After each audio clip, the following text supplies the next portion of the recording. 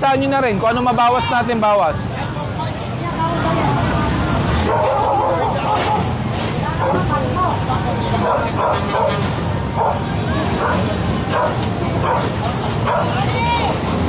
Last year pa yun ha.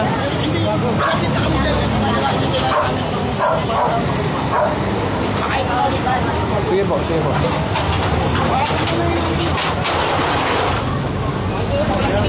Good morning.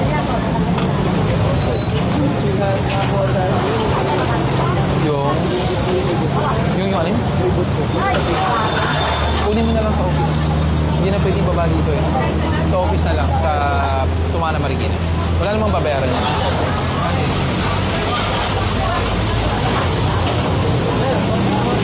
Bawas, bawas.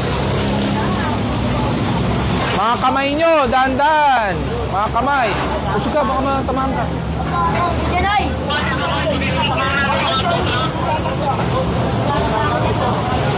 Oo.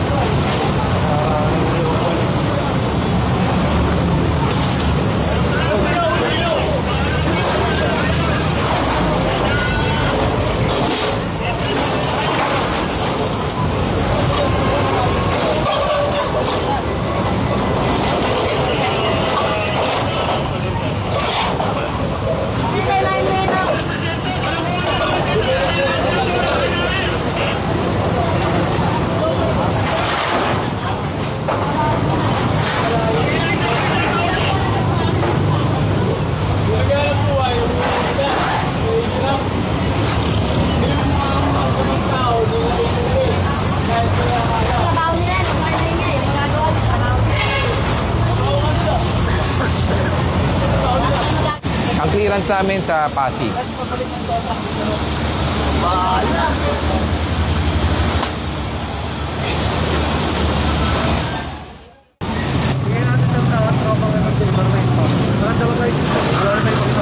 Teke din yung plaka niya.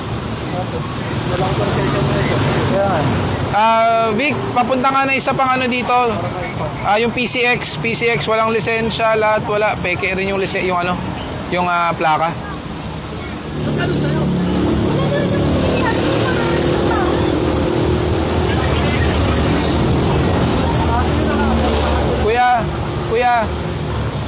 Kuya, alika dito. Walang kasalanan yung angkas mo. Alam mo bakit? Huwag kang magagalit kasi unang-una, hindi kayo mapapara kung naka-helmet kayo. Hindi mape-verify na wala kang lisensya, di ba? Pero mali ang pagmamaneho ng walang lisensya. Pero sana may iwasan mo kahit konti kung nag-helmet kayo. Huwag mo aawayin. Wala siyang kasalanan. Kasalanan niyo pareho yan. Saka nasan ba yung plaka mo na tunay? Hindi ko namin nakukuha doon sa pinanalan ko sa first owner. So binili mo tong second hand? Nabili po ng ano first hand? Move it, okay. Ganito, para hindi maulit itong pagkakamaling ito, unang-una mag-helmet ka. May lisensya ka, dapat, kasi move it ka eh, di ba? So dali mo ang lisensya. Pangalawa, kung hindi mo makuha ang plaka, may deed of sale ka. Opo. Pumunta ka ng LTO, pakita mo ang deed of sale, yung ORCR na zero, humingi ka ng authorization to use improvised plate. Yun ang gawin mo. Ha? Middle name mo sir? Ano ba, asawa mo ba yan? Oo, umawayin. Sinabi ako na po mag-helmet po kasi hindi nakikinig. Hindi, kasi ikaw rin naman hindi ka naka-helmet. Ikaw rin naman hindi ka naka-helmet, di ba? Eh, walang sisiyan. Pareho kayo walang helmet.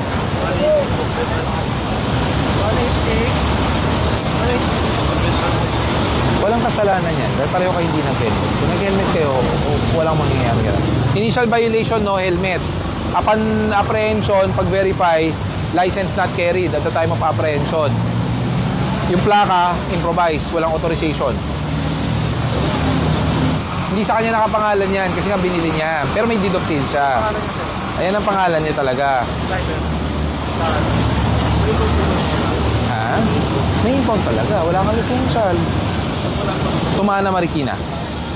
Ang motor kasi flat rate 1,000. Pero administrative yan, wala ka dalang lisensya, kailangan mo clearance muna. Ang clearance namin sa Pasig.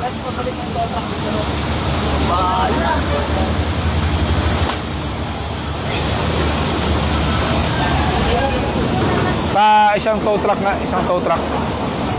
Motor lang to, motor.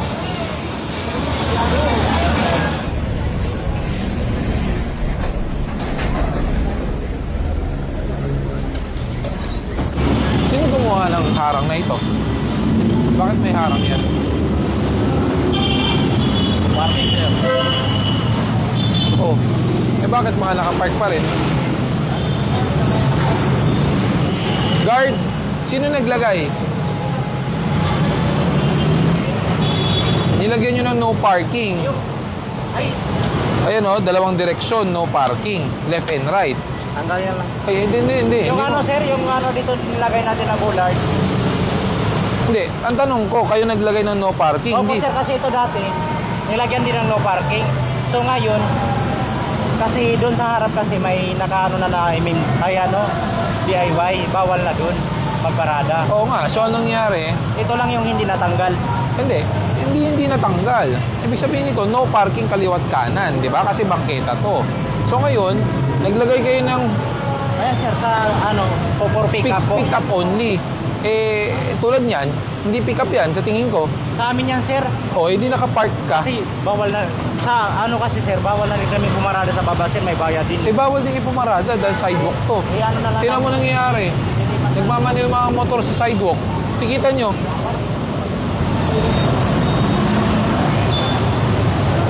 Tapos tanggalin natin to, Skog. Tanggalin nyo.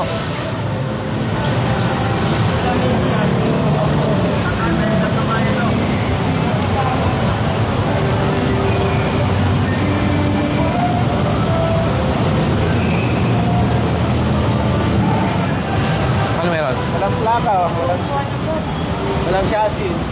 Nakasyur eh. Nasa upuan dito sa ano, magbukasan dito. Hindi dito mo na lang kunin. Dito yung dyan dito.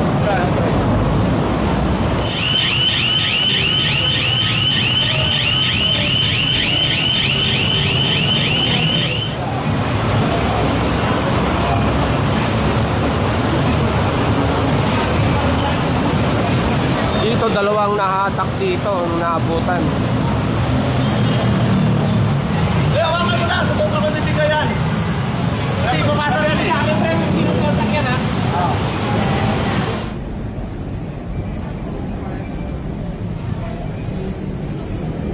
Biglang hawan dito sa Tagiliran. O ayan, nalalakaran na.